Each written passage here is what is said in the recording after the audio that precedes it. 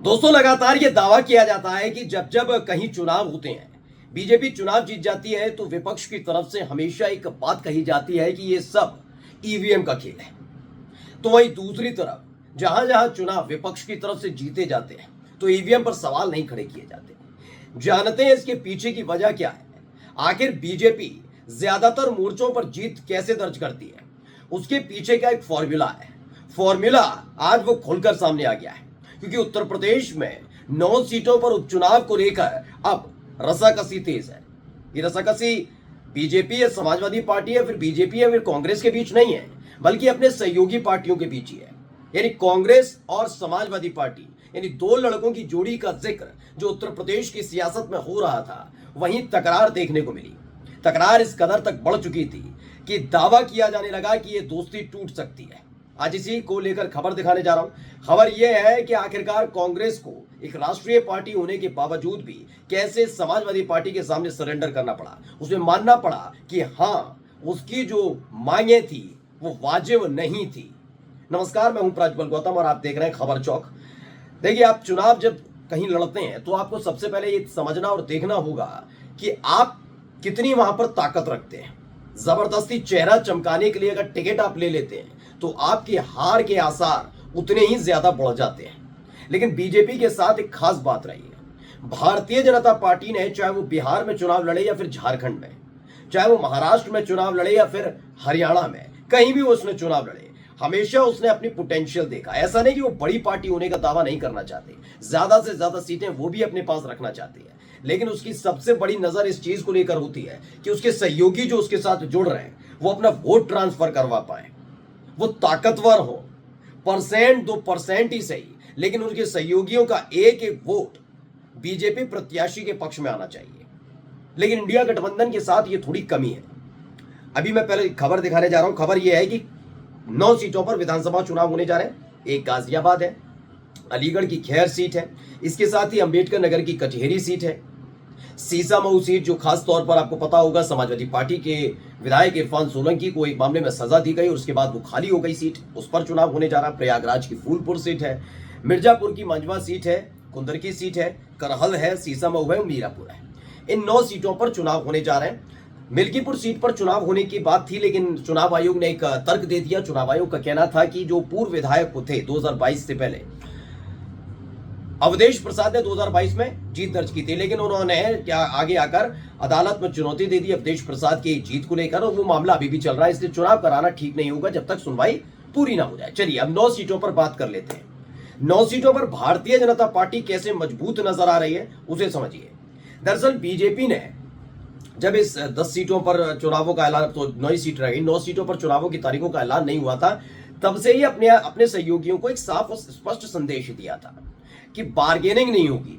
जो बार्गेनिंग होनी थी वो लोकसभा चुनावों के लिए हो गई है, लेकिन जो उपचुनाव होने जा रहे हैं उसके लिए बार्गेनिंग नहीं होगी। हाँ, बार्गेनिंग करनी है तो 2027 के चुनावों में हम करेंगे, तब बात करिएगा। इन 9 सीटों पर जो प्रत्याशी होंगे या सीट किस खाते में, किसके खाते में जाएगी, ये हम तय करेंगे। तो देखिए, किया भी यही किया। बीजेपी ने सिर्फ अपने सहयोगी आरएलडी को टिकट दी है, राष्ट्रीय लोकदल को। वो भी क्यों दी, उसकी भी वाजिब वजह है। चाहते तो उन्हें भी नहीं देते, लेकिन देनी इसलिए पड़ी क्योंकि आरएलडी के एक विधायक चुनकर सांसद बने हैं और उनकी वजह से आरएलडी की सीट ही खाली हुई है। इसलिए ये नैतिकता का तकाजा कहता है कि ये सीट देनी चाहिए थी, इसलिए वो सीट देनी पड़ी भारतीय जनता पार्टी को, अपने सहयोगियों को। आप खास तौर पर देखिए कि भारतीय जनता पार्टी के साथ साथ उत्तर प्रदेश में कौन कौन सहयोगी है। एक राष्ट्रीय लोकदल है जो भी हाल ही में उनके साथ जुड़ी लोकसभा चुनाव से ठीक पहले, अपना दल एस भी है, तीसरी पार्टी है ओम प्रकाश राजभर की, वो भी हैं साथ में, और संजय निषाद भी। यानी अगर देखा जाए तो 4 बड़ी पार्टियां इस वक्त बीजेपी के साथ उत्तर प्रदेश में सरकार में है, गवर्नमेंट है और गठबंधन का एक हिस्सा है। लेकिन जो चुनाव होने जा रहा है उत्तर प्रदेश में 9 सीटों पर, उसमें खास तौर पर सिर्फ भारतीय जनता पार्टी ने आरएलडी को ही एक सीट दी है, वो भी पश्चिमी उत्तर प्रदेश की। बाकी सीटों पर खुद चुनाव लड़ रहे हैं, जबकि चाहते तो अपना दल एस, जो मिर्जापुर में अच्छा खासा वजूद रखते हैं, मिर्जापुर की मंझवा सीट वो दे सकते थे अपना दल एस को। और ये भी खबर थी कि चूंकि निषाद पार्टी भी दावा ठोक रही थी, लेकिन बड़ी शालीनता के साथ भारतीय जनता पार्टी ने इसे निपटा लिया। लेकिन इंडिया गठबंधन के साथ क्या दिक्कत आई कि आपस में भिड़ते नजर आए।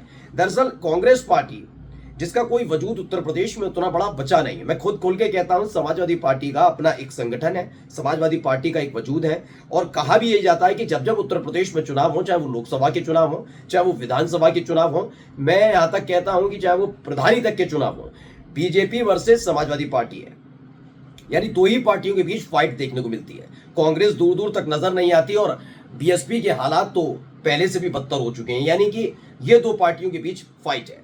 ऐसे में समाजवादी पार्टी के खेवनहार के तौर पर काम कर रही है कांग्रेस के लिए, लेकिन कांग्रेस यहां पर आंखें दिखा रही थी। कांग्रेस को 1 2 नहीं 5 सीटों की दरकार थी। कौन कौन सी सीटें वो चाहते थे मैं बता देता हूं। पहले उनको 1 सीट चाहिए थी गाजियाबाद की, दूसरी सीट को लेकर दावेदारी कर रहे थे कि अलीगढ़ की खैर सीट पर भी चुनाव लड़ लिया जाए, इसको लेकर उन्होंने दावा ठोका था। वो इस बात पर भी दावा ठोकते हुए नजर आ रहे थे कि कैसे भी करके उनको मिर्जापुर की मजवा सीट मिल जाए, 3 सीट, प्रयागराज की फूलपुर सीट को लेकर भी वो दावेदारी ठोक रहे थे कि कम से कम ये सीट भी उनके खाते में आ जाएगी तो खेल बन जाएगा। लेकिन अब उनके खेल हाथ में क्या ही सीट है बता दूं, उन्हें गाजियाबाद सीट मिली है कांग्रेस को, और साथ में सीट मिली अलीगढ़ की खैर सीट, और ये दोनों ही सीटें बताती हैं कि कांग्रेस की जीत मुनासिब होना बहुत मुश्किल हो जाएगी। क्योंकि चाहे वो गाजियाबाद वाली सीटें, मैं ये नहीं कह रहा कि कांग्रेस ने जीत दर्ज नहीं की, कांग्रेस ने अच्छा खासा वजूद रहा 2004 से 2014 तक लगातार गाजियाबाद में भारतीय जनता पार्टी के प्रत्याशियों को हराते रहे। कांग्रेस ने जीत भी दर्ज की गाजियाबाद सीट पर, लोकसभा सीट की बात कर रहा हूं। लेकिन गाजियाबाद में अब हालात बदले हुए हैं, तो शहरी सीट पर अगर भारतीय जनता पार्टी का कोई प्रत्याशी खड़ा होता है तो ये अपने आप अपनी हार स्वीकार करने वाली कहानी कांग्रेस ने कर ली है। अब आइए दूसरी सीट जिसको जो दी गई है, अलीगढ़ की खैर सीट। अलीगढ़ की खैर सीट का आकलन क्या है जो मैं कांग्रेस के लेकर बता रहा हूं। अलीगढ़ में खैर सीट, खैर इगलास के वो इलाके हैं जो जाट बाहुल्य माने जाते हैं। इगलास पूरी तरीके से जाट बाहुल्य, लेकिन खैर पर भी उसका असर पड़ता नजर आता है।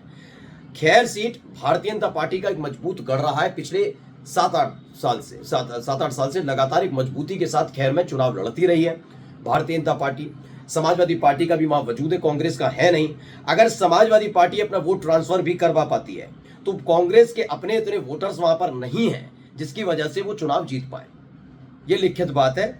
हाँ, खैर की वजह से आपको याद होगा कि वहां पर अलीगढ़ के सांसद भी रहे जो कुछ जाट बिरादरी से आते थे, कांग्रेस की टिकट पर चुनाव लड़ा, चुनाव भी जीता। लेकिन अब वो हालात बने नहीं है, कांग्रेस का कोई माहौल अलीगढ़ के अंदर नहीं है, गाजियाबाद के अंदर नहीं है। यानी 2 सीटें ले तो ली उसने लड़ झगड़ कर कैसे भी समाजवादी पार्टी से, और समाजवादी पार्टी ने भी दे दी इसलिए सीटें क्योंकि सपा को भी पता है कि इन 2 सीटों पर चुनाव जीतना मुश्किल हो जाएगा। लेकिन बाकी की 7 सीटें समाजवादी पार्टी ने अपने पास रखी हैं, जहां सीधी फाइट बीजेपी और समाजवादी पार्टी में देखने को मिलेगी। खास तौर पर जो सबकी नजर किसी सीट पर टिकी हुई है तो वो है सीट अंबेडकर नगर की कचहरी, क्योंकि इसी सीट पर को की जिम्मेदारी योगी आदित्यनाथ को दी गई है, जिस पर अभी फिलहाल खबर यह है कि चुनाव 13 नवंबर को होंगे, लेकिन हो सकता है तारीखों को बदल भी दिया जाए जैसी मांग बीजेपी ने की है। कुल मिलाकर समाजवादी पार्टी और कांग्रेस के बीच जो तकरार चल रही है वो कहीं ना कहीं उसका खामियाजा हार के तौर पर भुगतना भी पड़ सकता है। नमस्कार।